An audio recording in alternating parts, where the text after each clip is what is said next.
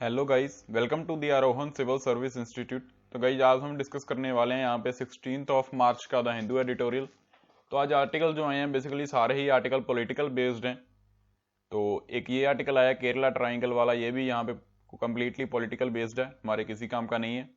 और यहाँ पे इधर वाला आर्टिकल जो आया है ये भी यहाँ पे टोटली पॉलिटिकली बेस्ड है, हमारे कोई काम का नहीं है। ये वाला आर्टिकल भी कोई काम का नहीं है हमारे, ये वाला आर्टिकल भी कोई काम का नहीं है हमारे। जो नेक्स्ट पेज पे आर्टिकल्स आए हैं ये हमारे काम के हैं यहाँ पे।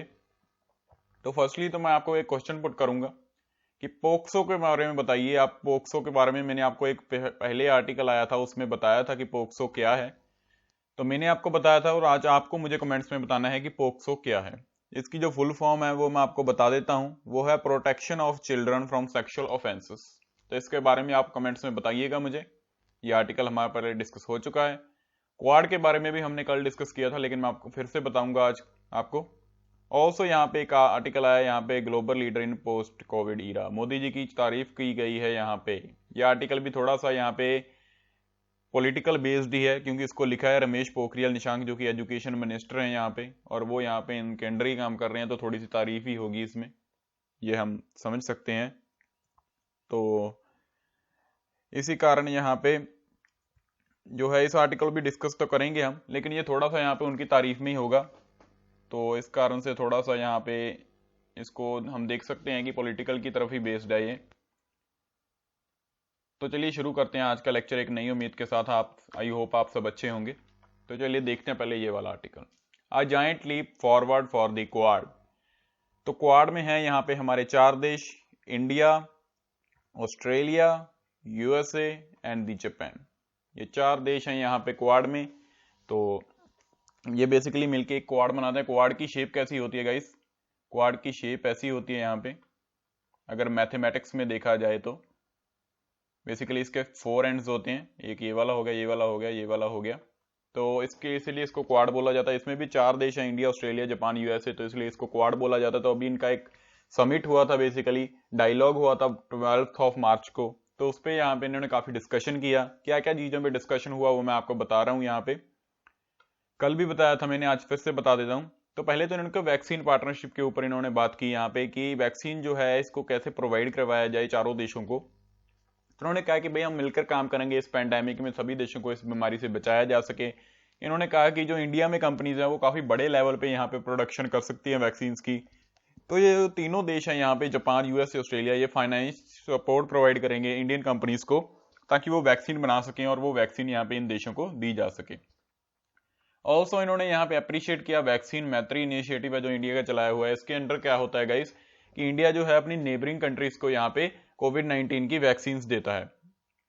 तो इसके अंडर यहाँ पे ये होता है, इंडिया यहाँ पे जो है बेसिकली वैक्सीन प्रोवाइड करता है नेबरिंग कंट्रीज को, और इसको काफी अप्रिशिएट किया गया है यहाँ पे इस डायलॉग में।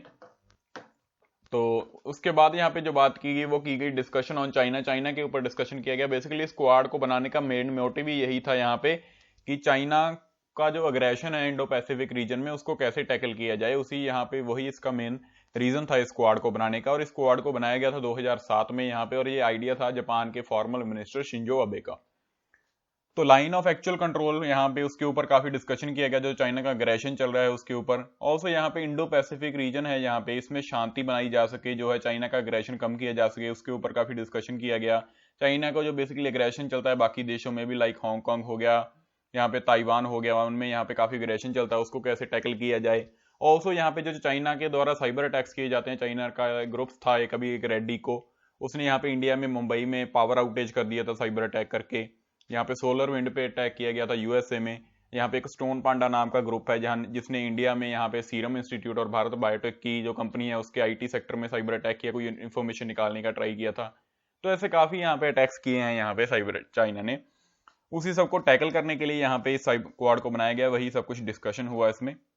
सो यही सब जो था इसमें मेन पॉइंट थे वो मैंने आपको बता दिए। तो इसको आप देख लीजिएगा, पढ़ लीजिएगा। नेक्स्ट जो आर्टिकल आ रहा है ग्लोबल लीडर का आ रहा है, global leader in the Pacific era.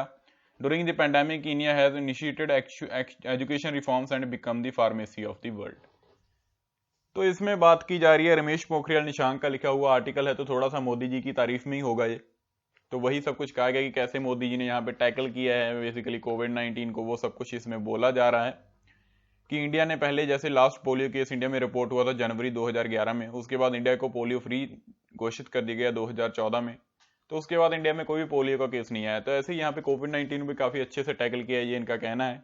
जो नरेंद्र मोदी है, उन्होंने आत्मनिर्भर भारत नाम का यहाँ पे एक यहाँ पे सेल्फ रिलायंट इंडिया का आइडिया लाया और इंडिया ने खुद की वैक्सीन प्रोड्यूस की और दूसरे देशों को भी दी, और वही सब इसमें बात की जा रही है। बेसिकली गाइस पॉलिटिकल बेस्ड है, यहाँ पे तारीफ की गई होगी।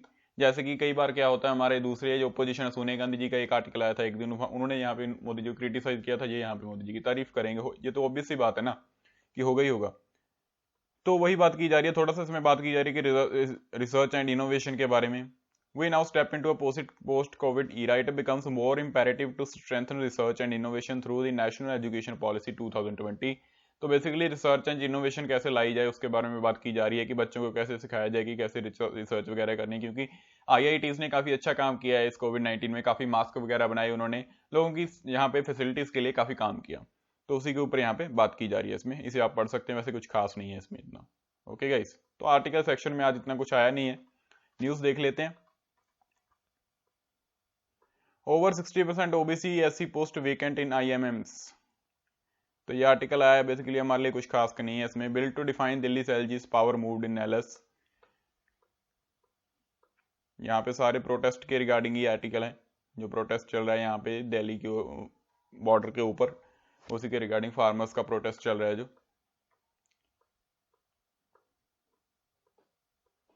So this is all about today guys. Editorial section में कुछ खास आया नहीं है आज, मैंने देखा तो दो जो डिस्कस करने लायक लगे मुझे, मैंने आपके साथ डिस्कस कर दिया उनको। यहाँ पे centre to expand air bubble pact with more countries, air bubble arrangement with more countries and the priority would be Saudi Arabia, Kuwait in the west, Japan and Singapore in the east.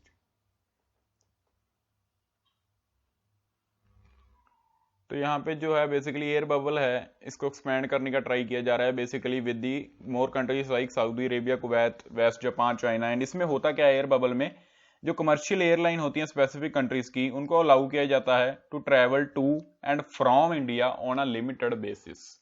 तो ये air bubble scheme है, इसको बाकी countries के तहत expand करने का भी बात की जा रही है। यहाँ पे कुवैत के साथ हो गया, सऊदी अरेबिया के साथ हो गया। India arms imports down by 33%, यहाँ पे इंडिया के जो इंपोर्ट्स हैं बेसिकली आर्मी के, वो यहाँ पे 33% डाउन हुए हैं यहाँ पे between the 2011 and 15 and 2016 to 20, while India continues to remain the second largest arms importer after Saudi Arabia।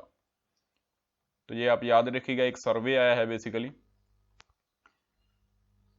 तो यूएस से यहाँ पे सबसे बड़ा आर्म सप्लायर रहा है इंडिया को इन दी 2011 to 15, but in 2016 to 20 India arms imports from the US were 46% lower in the previous 5-year period। तो 2016 से 20 में यहाँ पे इंडिया के जो यूएसए के साथ यहाँ पे जो आर्म सप्लाई होते थे यूएसए से, वो कम हो गए काफी 46% से। यहाँ पे फ्रांस एंड इजराइल से काफी बढ़ गया है हमारा व्यापार, उसमें ये second and third largest arm supplier बन गए हैं ये 2016 से 20 में इंडिया के।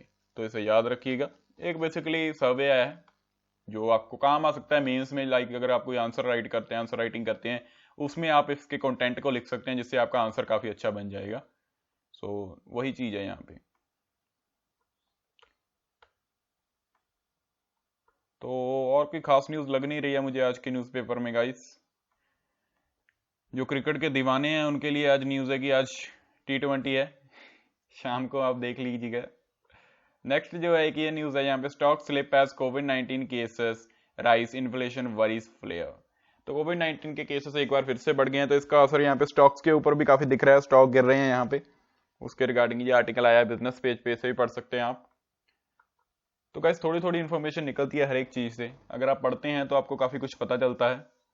So that's all about today articles guys, कुछ खास नहीं था आज के न्यूज़पेपर में। आज एडिटोरियल सेक्शन में तो बिल्कुल ही कुछ भी नहीं था। So that's all about today newspaper. Thank you guys.